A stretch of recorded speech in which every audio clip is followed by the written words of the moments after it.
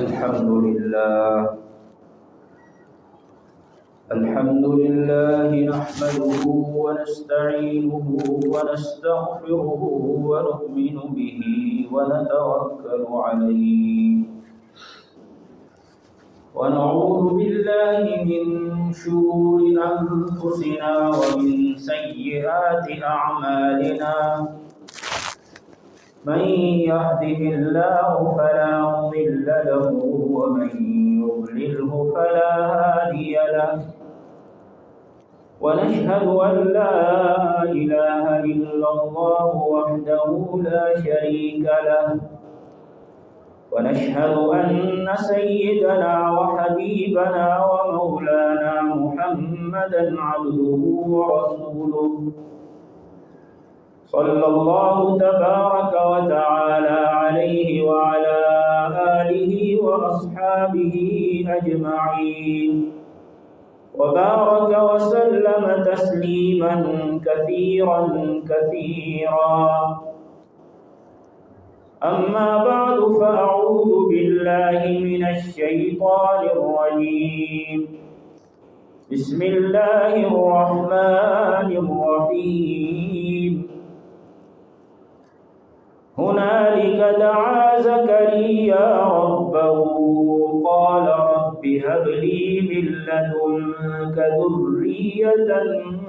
طيبة إنك سميع الدعاء وقال تعالى في مقام آخر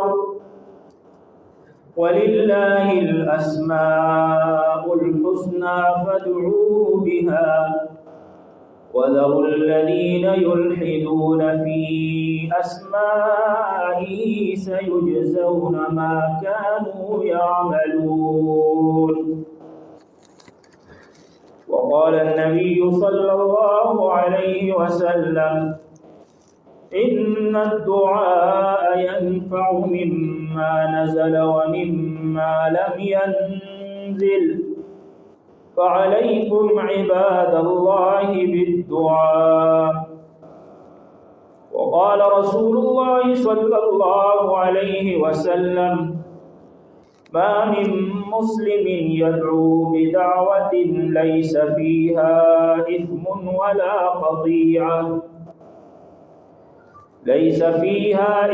ولا قطيعة رحم إلا أعطاه الله بها إحدى ثلاث إما أن يعجل له دعوته وإما أن يدخر له في الآخرة وإما أن يصرف عنه من السوء مثلها قالوا إذا نكثر قال الله أكبر آمنت بالله صدق الله مولانا العظيم وصدق رسوله النبي الكريم ونحن على ذلك لمن الشاهدين والشاكرين والحمد لله رب العالمين बुजुर्गान मोहतरम और मेरे अजीज साथियों, अल्लाह रब्बुल इज़्ज़त ने ईमान की दौलत और ईमान की बरकत से हमें कुछ क़ुव्वतें ऐसी अता फरमाई हैं कि जो बड़ी ताकतवर और बड़ी मुअस्सिर है, लेकिन बाज़ औक़ात हमें इसकी तरफ ध्यान नहीं होता और उससे हम गफलत में पड़े हुए होते हैं। उनमें से एक क़ुव्वत और एक ताकत अल्लाह ने जो हमें अता फरमाई है ईमान की बदौलत, वो है दुआ की ताकत। ये दुआ मोमिन का असलहा है। हुज़ूर सल्लल्लाहु अलैहि वसल्लम ने इरशाद फरमाया दुआ सिलाहुल मुमिन, दुआ मोमिन का असलहा है। ज़ाहिर है कि एक तरफ एक मोमिन है जिसके पास ज़ाहिरी असलहा कम है, جیسے کہ نبی کریم صلی اللہ علیہ وسلم اور آپ کے 313 صحابہ کرام ہیں بدر کے میدان میں، ان کے پاس صرف 2 گھوڑے ہیں، چند تلواریں ہیں، کسی کے ہاتھ میں ڈنڈا پکڑا ہوا ہے، کوئی خالی ہاتھ ہے، صرف اور صرف 7-8 اونٹ ہیں، دوسری طرف ایک بڑا مسلح لشکر ہے کہ جو سر سے لے کر پاؤں تک اسلحے سے اٹا بھرا ہوا ہے، اور ان کے پاس ہزاروں گھوڑے ہیں، 1000 ان کی تعداد ہے۔ لیکن ایک طرف جو چھوٹا سا بظاہر بے سر و سامانی کی حالت میں کھڑا لشکر ہے، اس کے پاس ایک ایسا اسلحہ ہے جو دوسری طرف کے لشکر کے پاس نہیں ہے، اور وہ ہے دعا کا اسلحہ۔ جناب نبی کریم صلی اللہ علیہ وسلم میدان بدر میں اپنے خیمے میں اللہ کے سامنے دعائیں فرما رہے ہیں، اور اتنے آپ صلی اللہ علیہ وسلم دعا میں الہا و زاری فرما رہے ہیں کہ چادر آپ کے کندھے مبارک سے بار بار گر جاتی ہے۔ آپ کے یار غار حضرت ابوبکر صدیق رضی اللہ تعالی عنہ آپ کے چادر کو بار بار اٹھا کر آپ کے کندھے پر درست فرما رہے ہیں۔ ان کو حضور صلی اللہ علیہ وسلم کے اوپر رحم آیا اور فرمانے لگے کہ یا رسول اللہ اب بس فرمائیں، اللہ نے آپ کی دعا قبول کر لی ہے، اللہ نے آپ کی دعا ضرور قبول کر لی ہوگی، اب بس فرما لیجئے۔ تو یہ حضور صلی اللہ علیہ وسلم کی دعائیں ہی تھی کہ 313 صحابہ کرام کا لشکر میدان بدر میں 1000 پر غالب آ گیا۔ تو دیکھیں کہ ایک طرف جو بظاہر بہت ہی کمزور لشکر ہے، لیکن ان کے پاس دعا کا اسلحہ ہے، ان کے پاس لا الہ الا اللہ محمد الرسول اللہ کی طاقت اور قوت ہے، دوسری طرف وہ طاقت اور قوت نہیں ہے۔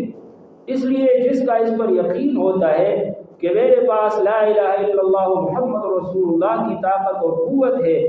اور اس کی بنیاد پر وہ اپنے رب سے رابطہ قائم کر کے دعا کرتا ہے،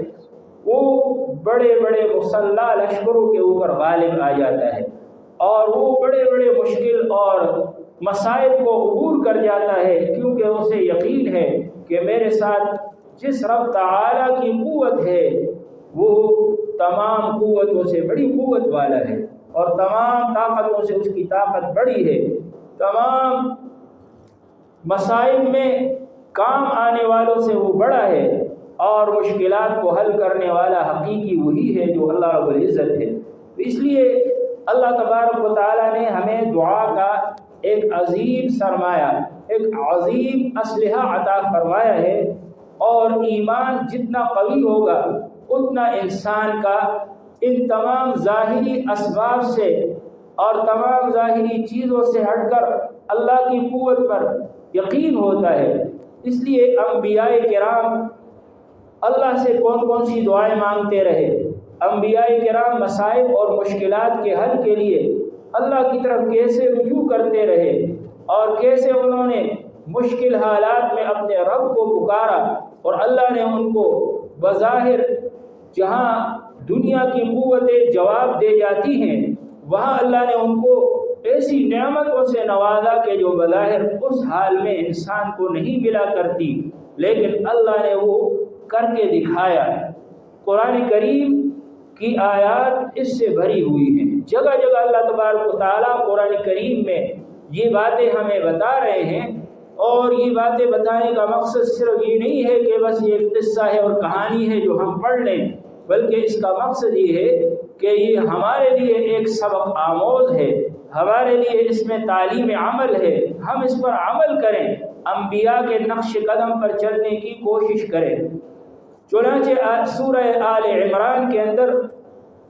حضرت مریم کی والدہ کا واقعہ بیان کیا گیا ہے۔ حضرت مریم کے جو والد صاحب تھے ان کا نام تھا عمران، اور یہ بیت المقدس کے امام تھے۔ حضرت مریم کے والد صاحب جو ہے ان کی پیدائش سے پہلے ہی وفات پا گئے۔ روایات میں یہ لکھا ہے کہ حضرت مریم کی والدہ ان کی کوئی اولاد نہیں تھی، انہوں نے ایک مرتبہ دیکھا کہ ایک چڑیا اپنے گھونسلے میں آئی اور اپنے چھوٹے چھوٹے ننھے منھے بچوں کو وہ چوک دے رہی تھی، غذا دے رہی تھی۔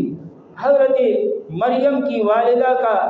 دل جذبات سے ابھرنے لگا اور انہوں نے اللہ سے دعا کی کہ یا اللہ، آپ نے اس چڑیا کو بچے عطا فرمائے ہیں، تو یا اللہ آپ اس پر بھی قادر ہیں کہ مجھے اولاد کی دولت عطا فرما دے۔ اللہ رب العزت نے ان کی دعا قبول فرما لی اور اللہ رب العزت نے ان کو اولاد کی دولت سے نوازا۔ ابھی حضرت مریم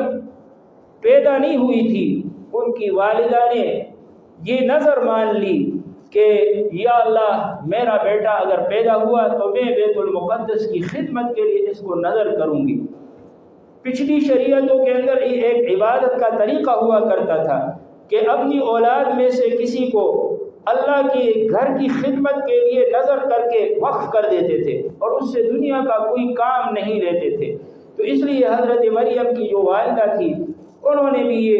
نظر مان لی کہ میں جو ہے اپنے اس بچے کو اللہ کے لیے نظر کروں گی۔ لیکن یہ ہے کہ جب ان کو پیدائش ہوئی تو دیکھا کہ وہ تو لڑکا نہیں ہے بلکہ وہ لڑکی ہے، تو انہوں نے اللہ رب العزت کے حضور التجا کی کہ یا اللہ میں نے تو یہ امید کی تھی کہ یا اللہ مجھے ایک لڑکا عطا فرمائیں گے، لیکن آپ کی قدرت اور فیصلے کا تقاضا یہ ہوا کہ یہ بچی پیدا ہو گئی ہے، اس لیے اب یہ بچی جو ہے میں آپ کے گھر کے لیے نظر کرتی ہوں، اس کو وقف کرتی ہوں۔ وَإِنِّي سَمَّيْتُهَا مَرْيَمَ، اور میں اس کا نام مریم رکھتی ہوں۔ وَإِنِّي أُعِيذُهَا بِكَ وَذُرِّيَّتَهَا مِنَ الشَّيْطَانِ الرَّجِيمِ، اور میں اسے اور اس کی اولاد کو شیطان مردود سے آپ کی پناہ میں دیتی ہوں۔ علماء نے لکھا ہے کہ اس آیت سے ہی دو باتیں اور مزید معلوم ہوئی۔ قرآن پاک ایک ایک آیت کئی مسائل ہمیں بتاتی ہے، اور ایک مسئلہ یہ معلوم ہوا کہ والدہ کو بھی اپنی اولاد پر ایک گنا ولایت حاصل ہے، اسی لیے حضرت مریم نے اپنے بیٹے کو فرمایا بیٹی کو کہ میں اس کو بیت اللہ کے لیے وقف کرتی ہوں۔ دوسرا یہ مسئلہ معلوم ہوا کہ والدہ بھی اپنے بچوں کا نام رکھ سکتی ہے، کیونکہ حضرت مریم کی والدہ نے فرمایا انی سمیتها مریم، میں اس کا نام مریم رکھتی ہوں۔ وانی اعیدها بک وذریتها من الشیطان الرجیم، تو معلوم ہوا کہ والدہ بھی اپنی اولاد کا نام رکھ سکتی ہے، بالخصوص جب والد صاحب انتقال کر چکے ہوں۔ اور اگر والد اور والدہ کا اختلاف ہو گیا، ایک کہہ رہا ہے کہ میں اس کا نام فلاں رکھوں گا، ایک کہہ رہا ہے میں اس کا نام فلاں رکھوں گا، تو اس کا حکم یہ ہے کہ والد کو زیادہ حق حاصل ہے اور والدہ کا حق اس کے بعد بنتا ہے۔ لیکن یہ ہے کہ اگر والدہ کہے کہ میں اس کا یہ نام رکھتی ہوں اور والد مان لے تو ٹھیک ہے، اچھی بات ہے۔ تو حضرت مریم اس طریقے سے پیدا ہوئی۔ اب حضرت مریم کی والدہ ان کو بیت المقدس لے گئی اور وہاں کے جو عبادت گزار اور خدمت کرنے والے تھے ان کو سپرد کیا اور ان کو یہ کہا کہ اس بچی کو میں نے اللہ کے گھر کے لیے وقف کیا ہوا ہے، لہذا یہ یہی رہے گی۔ اب وہاں جو بیت المقدس کے خدمت گزار اور وہاں عبادت گزار لوگ تھے ان میں سے ایک حضرت زکریا علیہ السلام بھی تھے، اور حضرت زکریا کی بیوی حضرت مریم کی خالہ تھی۔ تو اب ان لوگوں نے ہر ایک نے آگے بڑھ کر یہ کہا کہ یہ بچی جو ہے میں اس کی خدمت کروں گا۔ ایک نے کہا میں اس کو اپنے گھر میں پال کر خدمت کروں گا، دوسرے نے کہا میں خدمت کروں گا۔ آپس میں جھگڑا ہوا، یہ کیوں؟ اس لیے کہ یہ ان کے امام کی بچی تھی، اور اپنے امام کے ساتھ جیسا کہ مسلمانوں کے ایمان کا تقاضا ہے لوگوں کو محبت ہوا کرتی ہے، امام کی اولاد بھی اس کے امام کے ادب کی تقاضے کی وجہ سے ان کا ادب اور احترام اللہ نے ہمیں اس کا حکم دیا ہے، تو سب کا جھگڑا ہوا اور اللہ نے فرمایا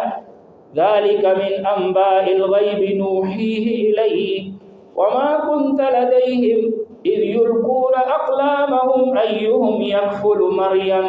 وَمَا كُنْتَ لَدَيْهِمْ إِذْ يَخْتَصِمُونَ۔ فرمایا کہ یہ غیب کی خبریں ہیں جو ہم آپ کو بتا رہے ہیں، اور آپ ان کے پاس موجود نہیں تھے کہ جب وہ حضرت مریم کی کفالت کے لیے آپس میں جھگڑا کر رہے تھے، اور پھر جھگڑے کا فیصلہ اس طرح ہوا کہ انہوں نے کہا کہ ہم قرعہ ڈالیں گے، اور قرے کا طریقہ بھی عجیب انہوں نے رکھا، وہ یہ کہ نہر کے اندر قلمیں ڈالیں گے اور جس کی قلم پانی کے رو کے خلاف اوپر کو چڑھے تو وہ اس بچی کی کفالت کا زیادہ حقدار ہوگا، کیونکہ اللہ کی قدرت پر ان کو یقین تھا اور ان کو معلوم تھا کہ جو قرے میں کامیاب ہوگا اللہ تعالیٰ اس کے قلم کو اوپر لے جائیں گے۔ چنانچہ سب نے قلمیں نہر میں ڈالی تو حضرت زکریا علیہ السلام کی جو قلم تھی وہ بجائے پانی کے رو میں بہنے کے وہ اوپر کی طرف چلتی چلی گئی اور ٹھہر گئی۔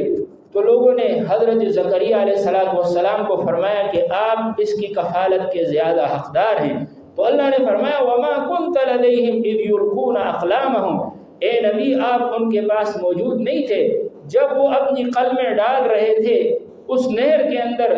ایہم یکفل مریم، کہ کون ہے جو مریم کی کفالت کرے گا، وما كنت لديهم اذ يختصمون، اور آپ ان کے پاس نہیں تھے کہ جب وہ ایک دوسرے کے ساتھ جھگڑا کر رہے تھے، ایک کہہ رہا تھا کہ میں اس کی کفالت کروں گا کیونکہ یہ ہمارے امام صاحب کی بچی ہے اور میں اس کو اچھی طرح پال کر اور اس کی خدمت کر کے دکھاؤں گا، دوسرے نے کہا میں کروں گا۔ حضرت زکریا نے فرمایا کہ نہیں، میں زیادہ حقدار ہوں، میرے گھر میں ان کی خالہ ہے، لیکن انہوں نے پھر بھی تسلیم نہیں کیا، کہنے لگے نہیں ہم اس کی خدمت کریں گے۔ چنانچہ بالآخر حضرت زکریا قرآ میں کامیاب ہوئے۔ تو اب حضرت زکریا علیہ السلام حضرت مریم کی جو ہے خدمت کر رہے تھے۔ اللہ نے قرآن میں فرمایا فَتَقَبَّلَهَا رَبُّهَا بِقَبُولٍ حَسَنٍ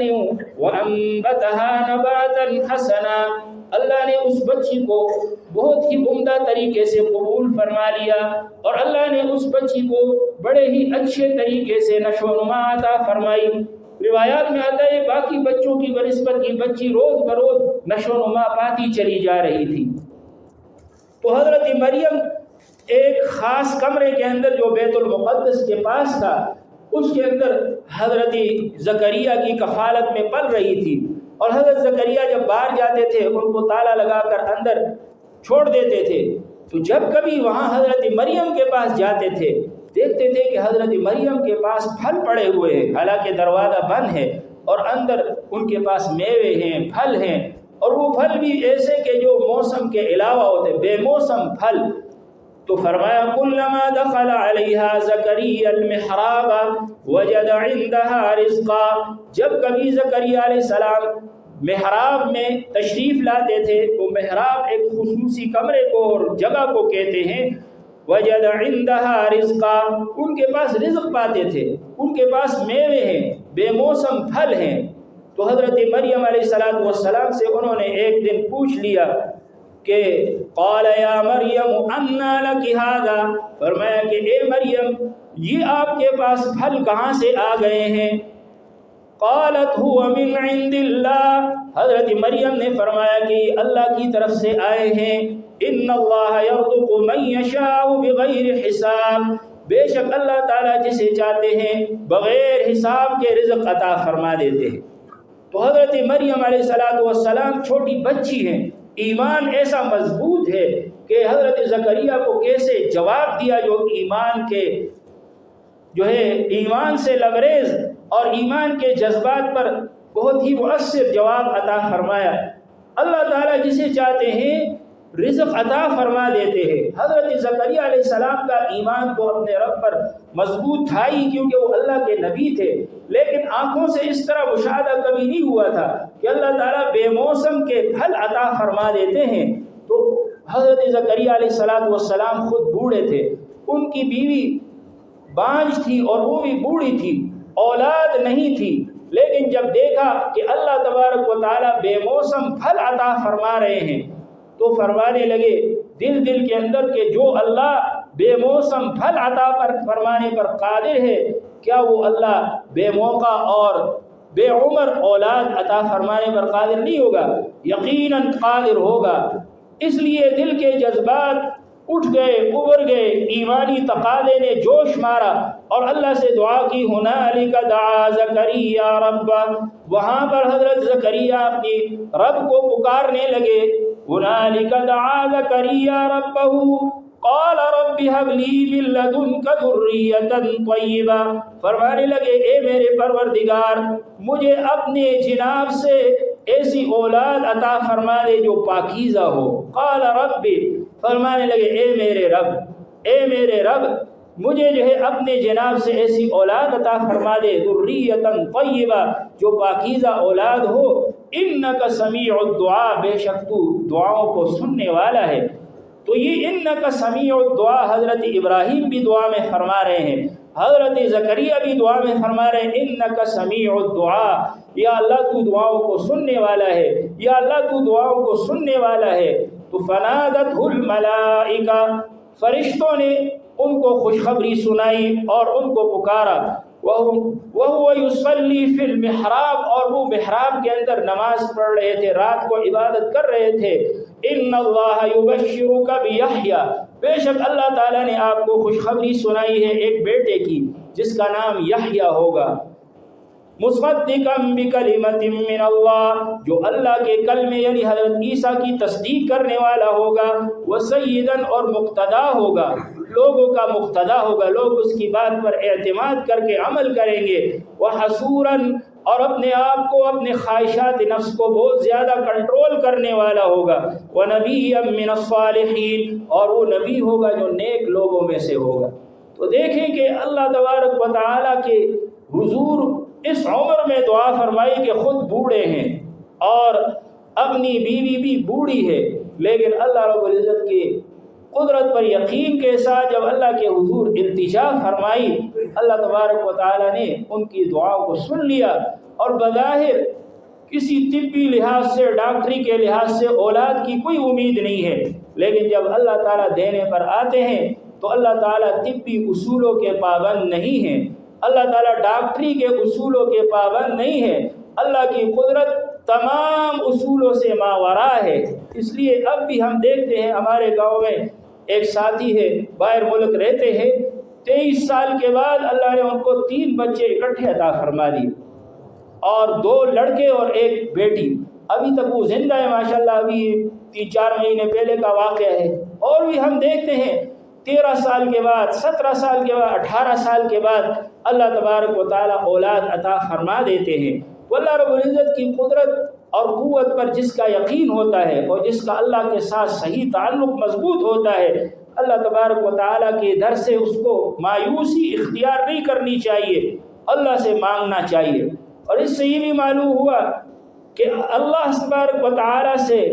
اپنے لیے اولاد کا مطالبہ کرنا، دعائیں کرنا، درخواست کرنا اور نیک صالح اولاد کی درخواست کرنا، یہ انبیاء کرام کی سنت ہے۔ انبیاء کرام نے ہمیں یہی تعلیم دی ہے۔ حضرات انبیاء کرام جتنے بھی ہوئے ہیں، تمام انبیاء تقریباً ایسے تھے کہ جن کی اولاد بھی تھی اور ان کی جو ہے وہ اللہ تعالیٰ نے ان کو بیویاں بھی عطا فرمائی تھی۔ اس لیے اللہ تبارک و تعالیٰ نے قرآن پاک میں ایک جگہ ارشاد فرمایا، وَمَا أَرْسَلْنَا رُسُلًا وَلَقَدْ أَرْسَلْنَا رُسُلًا مِّن قَبْلِكَ وَجَعَلْنَا لَهُمْ أَزْوَاجًا وَذُرِّيَّةً، ہم نے آپ سے پہلے بہت سے رسول بھیجے اور ان کو بھی ہم نے بیویاں بھی عطا فرمائی، اولاد بھی ان کو ہم نے عطا فرمائی ہے۔ اس لیے اولاد کا آنا، پیدا ہونا یہ سنت ہے، اور رسول اللہ صلی اللہ علیہ وسلم نے اس کا حکم دیا ہے کہ جتنی اولاد زیادہ ہو اتنا ہی اچھا ہے۔ ہمارے پیارے نبی صلی اللہ علیہ وسلم کو یہ پسند ہے، تو جو اللہ کے رسول کو پسند ہے ہم اسے کیوں روکے، ہم اس کے اندر رکاوٹ کیوں ڈالے؟ اس لیے اولاد کے سلسلے میں رکاوٹ ڈالنا یا اولاد کے خوف سے یا اس کے ناپسند کرنے کی وجہ سے شادی نہ کرنا، یہ فطرت کے بھی خلاف ہے اور انبیاء کے سنت کے بھی خلاف ہے۔ حضور صلی اللہ علیہ وسلم نے فرمایا النکاح من سنتی،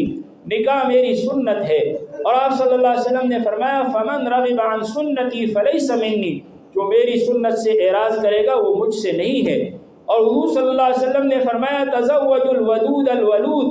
ایسی عورتوں سے نکاح کرو جو محبت کرنے والیاں ہوں اور بہت زیادہ بچے جننے والیاں ہوں، فإنی مکاثر بکم الامم، اس لیے کہ میں قیامت کے دن तुम्हारी वजह से बाकी उम्मतों पर फ़ख्र करूँगा कि मेरी उम्मत सबसे ज़्यादा है, उसकी तादाद सबसे ज़्यादा है। इसलिए हुज़ूर सल्लल्लाहु अलैहि वसल्लम ने हमें ये तरगीब दी है। आज मगरिब की तालीम ये है कि औलाद को कम अज़ कम किया जाए, शादी न की जाए। जब आदमी शादी नहीं करेगा तो ज़ाहिर है कि वो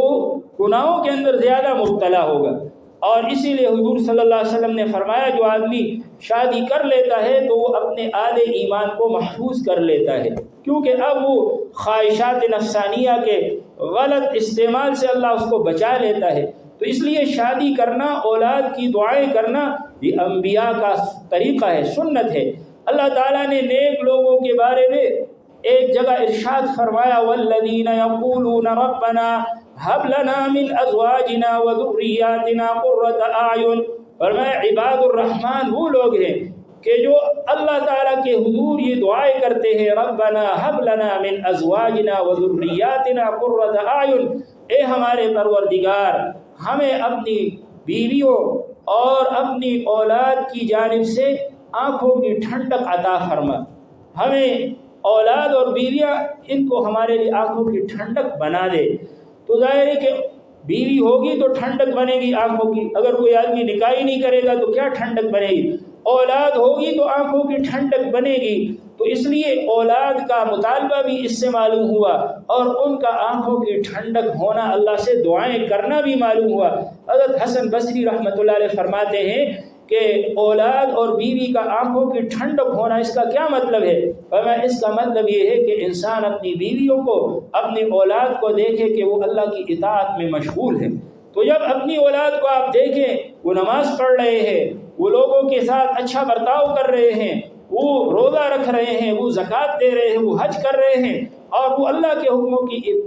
इताअत कर रहे हैं, अल्लाह के नबी सल्लल्लाहु अलैहि वसल्लम के हुक्मों पर अमल कर रहे हैं, तो ये आँखों की ठंडक है। और इसीलिए हुज़ूर सल्लल्लाहु अलैहि वसल्लम ने फरमाया कि वक़ुर्रतु आइनी फ़िस्सलाह, मेरी आँखों की ठंडक नमाज अल्लाह ने बनाई है कि नमाज पढ़कर इंसानों की आँखें ठंडी होती है। तो औलाद को नेक आमाल में देखकर आँखें ठंडी होती हैं। इसलिए औलाद का होना ये अल्लाह की बड़ी अजीम नेमत है, उसके लिए अंबिया ने दुआएं फरमाई हैं। हज़रत ज़करिया अलैहिस्सलाम कि ये दुआ और ये आपकी कैफियत अल्लाह ताला को कितनी पसंद आई कि अल्लाह ने दूसरी जगह सूरह मरियम में इरशाद फरमाया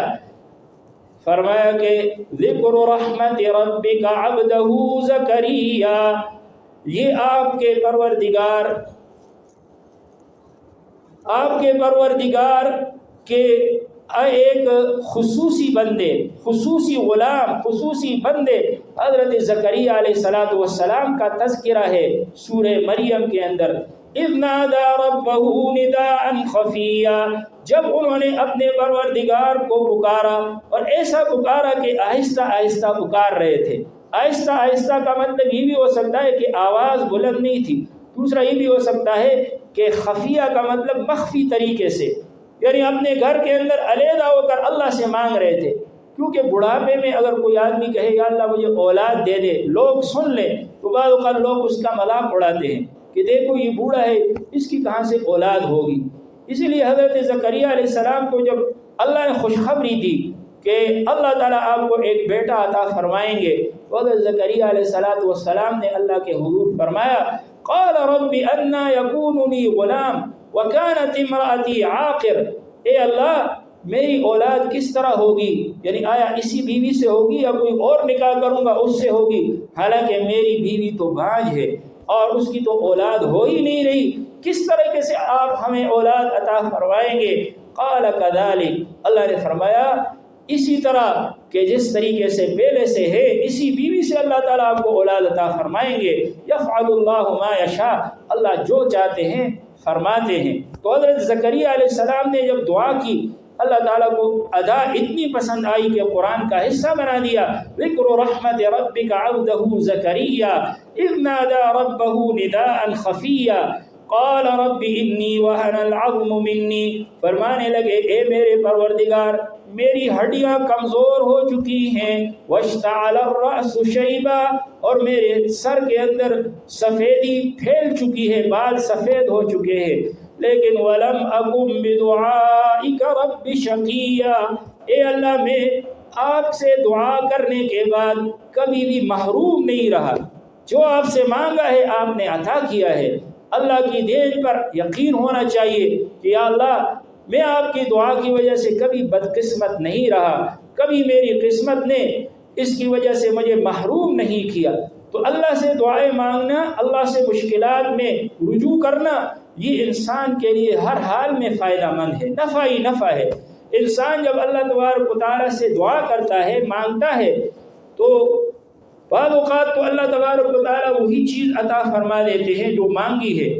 لیکن بعض اوقات وہ ہماری مصلحت کے مطابق چیز نہیں ہوتی، اللہ تبارک و تعالیٰ اس کو ہمارے لیے آخرت میں ذخیرہ بنا دیتے ہیں۔ اور بعض اوقات پھر اللہ تبارک و تعالیٰ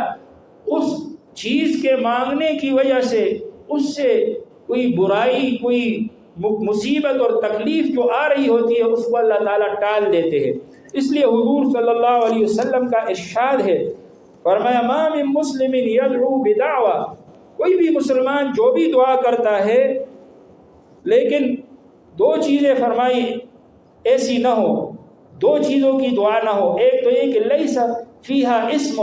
وہ گناہ کی دعا نہ ہو کہ انسان گناہ کی دعا کرے، یہ قبول نہیں ہوگی۔ دوسرا یہ ولا قطیعۃ رحم،